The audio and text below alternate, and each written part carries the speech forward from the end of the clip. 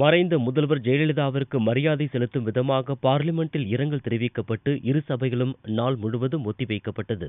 முதல்வர் ஜெயலலிதா இதய துடிப்பு முடக்கு காரணமாக காலமானதாக சென்னை அப்பல்லோ மருத்துவமனை நிர்வாகம் திங்களன்று இரவு 11:30 மணிக்கு அறிவித்தது. இதனையடுத்து தமிழகத்தில் செவ்வாயன்று பொது விடுமுறையாக அறிவிக்கப்பட்டது. இதனிடையே முதல்வர் ஜெயலலிதாவிற்கு மரியாதை செலுத்தும் விதமாக பார்லிமென்டின் இரு சபைகளும் நாள் முழுவதும் ஒத்திவைக்கப்பட்டுள்ளது. முன்னதாக இரு சபைகளிலும் மறைந்த முதல்வர் ஜெயலலிதாவிற்கு இரங்கல் தெரிவிக்கப்பட்டது. The passing away of Ms. Jayalalitha. I request members to rise in their places and observe silence as a mark of respect to the memory of the departed.